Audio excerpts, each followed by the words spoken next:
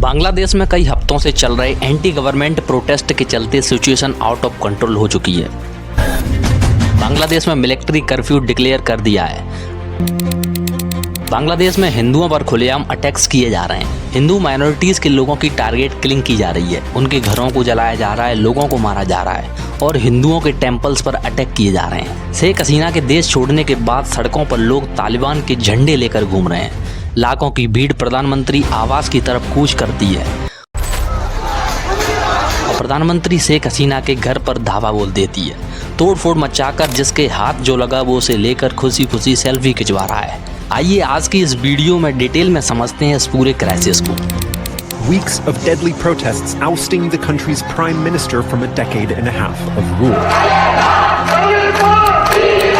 This is not just the end of the tyrant Sheikh Hasina. আমাদের পুরো ভাইরা চুইরা কিচ্ছু রাখে নাই। With this, we put an end to the mafia state that she has created. Sheikh Mujibur Rahman जिन्होंने बांग्लादेश को आज़ादी दिलाई, आज उन्हीं के स्टैच्यूज को तोड़ा जा रहा है। 1947 में जब देश आज़ाद हुआ उस समय बांग्लादेश ईस्ट पाकिस्तान था।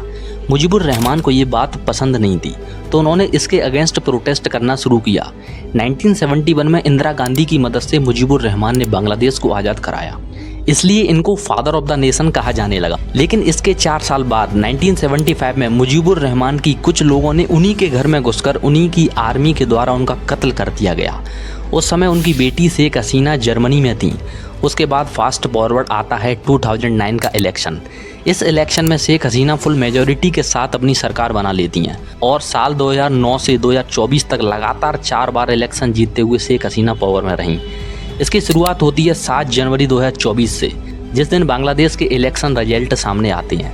शेख हसीना 300 में से 204 सीटों से फुल मेजॉरिटी के साथ चौथी बार बांग्लादेश की पीएम इलेक्ट होती हैं। लेकिन इस इलेक्शन के बाद कुछ इंसिडेंट ऐसे सामने आए जिन्होंने शेख हसीना के इमेज को डैमेज करने का और लोगों को उनके अगेंस्ट खड़ा करने का काम किया। शेख हसीना पर एलिगेशन लगाए गए कि उन्होंने अपनी अपोजिशन पार्टी को एक साइड हटाकर इस इलेक्शन को जीता है।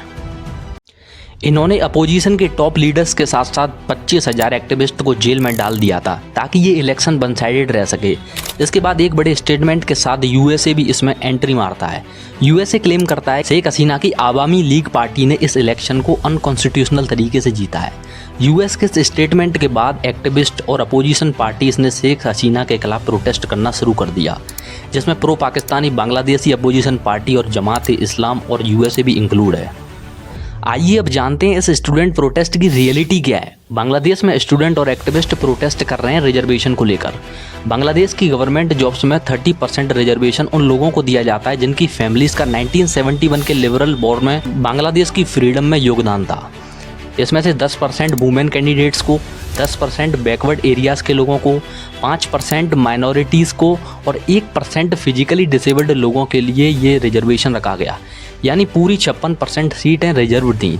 साल 2018 में शेख हसीना की गवर्नमेंट ने बांग्लादेश से रिजर्वेशन सिस्टम को हटा दिया था, लेकिन पिछले महीने जून में लोकल कोर्ट के फैसले ने इस रिजर्वेशन सिस्टम को ख़त्म करने वाले फैसले को गैर कानूनी बताते हुए इसे दोबारा से लागू कर दिया, जिसके बाद बांग्लादेश में वायलेंट प्रोटेस्ट शुरू हो गए।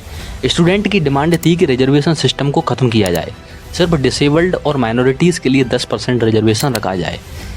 ढाका यूनिवर्सिटी के कई स्टूडेंट ने इसका विरोध करना शुरू किया और हाई कोर्ट के इस डिसीजन को बांग्लादेश की सुप्रीम कोर्ट में चैलेंज कर दिया और सुप्रीम कोर्ट ने 21 जुलाई 2024 को डिसीजन स्टूडेंट के फेवर में दे दिया। इसके बाद प्रोटेस्ट थम जाता है, लेकिन इसके बाद प्रोटेस्ट करने वाले स्टूडेंट की नई डिमांड सामने आती है। इस बार डिमांड थोड़ी अलग थी। उनका कहना था कि पिछले महीने जो प्रोटेस्ट चला है उसमें जिन स्टूडेंट की डेथ हुई है या जो लोग इसमें अरेस्ट हुए हैं उन्हें छोड़ दिया जाए।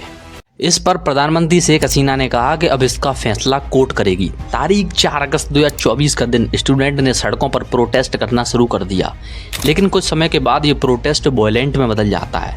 इस स्टूडेंट प्रोटेस्ट में कई लोगों की जान जाती है, कई गवर्नमेंट बिल्डिंग्स और वाहनों को जला दिया जाता है और बांग्लादेश के फादर ऑफ द नेशन कहे जाने वाले शेख मुजीबुर रहमान के स्टैच्यूज को तोड़ा जाता है। इस एंटी गवर्नमेंट प्रोटेस्ट में अब तक करीब 450 लोगों की डेथ हो चुकी है। ये नंबर अभी कंफर्म नहीं है, एक्चुअल नंबर इससे काफ़ी ज़्यादा हो सकता है। न्यूज़ ब्रॉडकास्टिंग चैनल्स की बिल्डिंग्स को गिराया गया। प्रोटेस्ट ने इतना भयंकर रूप ले लिया कि आर्मी जनरल ने प्रधानमंत्री शेख हसीना को 45 मिनट का वक्त दिया। कहा अगर आप देश छोड़ना चाहती हैं तो आप देश छोड़ सकती हैं, आपके पास सिर्फ 45 मिनट हैं। शेख हसीना प्रधानमंत्री पद से इस्तीफा दे हेलीकॉप्टर से भारत के हिंडन एयरपोर्ट गाजियाबाद पर लैंड कर गईं। उसके बाद सुरक्षा सलाहकार अजीत डोभाल से उन्होंने मुलाकात की। तारीख 5 अगस्त, लाखों की भीड़ प्रधानमंत्री आवास की तरफ कूच कर रही है। प्रोटेस्ट करने वाले स्टूडेंट्स ने प्रधानमंत्री के घर पर धावा बोल दिया, तोड़ फोड़ मचाने लगे। जिसे जो सामान मिला वो अपने हाथों में लेकर मुस्कुराते हुए सेल्फी खिंचा रहा है। इसे देखकर आप इन लोगों की मेंटलिटी को समझ सकते हैं। क्या आपको लगता है कि ये लोग रिजर्वेशन के इशू पर प्रोटेस्ट करने वाले स्टूडेंट हैं? नहीं, ऐसा बिल्कुल नहीं है। स्टूडेंट तो वहाँ पर सिर्फ एक फेस हैं। उसके पीछे शरिया लॉ इम्प्लीमेंट करने वाले कोर फंडामेंटलिस्ट जमात इस्लाम के लोग और CIA की तरफ से इनको सपोर्ट था। जब ये प्रोटेस्ट चल रहा था तो मुजीबुर रहमान की मूर्तियों को क्यों तोड़ा जा रहा था? मुजीबुर रहमान ने तो बांग्लादेश को आज़ादी दिलाई थी। सिर्फ जमात ही एक ऐसी आउटफिट है जो बांग्लादेश की फ्रीडम का विरोध करती है। रिसेंटली बांग्लादेश में हिंदू माइनॉरिटीज़ के लोगों की टारगेट किलिंग की जा रही है। उनके घरों को जलाया जा रहा है, उन्हें मारा जा रहा है, वुमेन्स को किडनैप कर रहे हैं। हिंदू टेम्पल्स पर कई अटैक्स हुए हैं। रिसेंटली बांग्लादेश में 100 से ज़्यादा ऐसे इंसिडेंट सामने आए हैं जहां हिंदुओं के घरों को लूट लिया गया है, उन्हें जला दिया गया है और उन्हें मारा जा रहा है।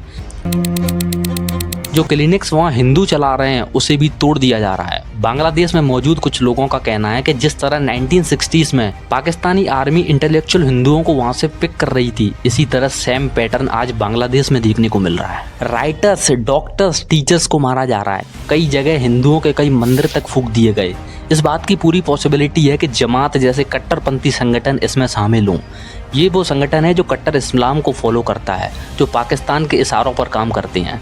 बांग्लादेश के मशहूर हिंदी संगीतकार राहुल आनंदा के घर में आग लगा दी गई। टाइम्स ऑफ इंडिया की एक रिपोर्ट के मुताबिक बांग्लादेश के रंगपुर में आवामी लीग से जुड़े एक हिंदू काउंसलर को मार दिया गया। ये डेटा और फैक्ट मैं इसलिए आपको बता रहा हूँ कि ये कोई ऊपरी बातें नहीं है। ये जो मैं आपसे कह रहा हूँ वो पूरी सच्चाई है। बेसिकली ये स्टूडेंट नहीं है, बांग्लादेशी नेशनल पार्टी के जिहादी हैं।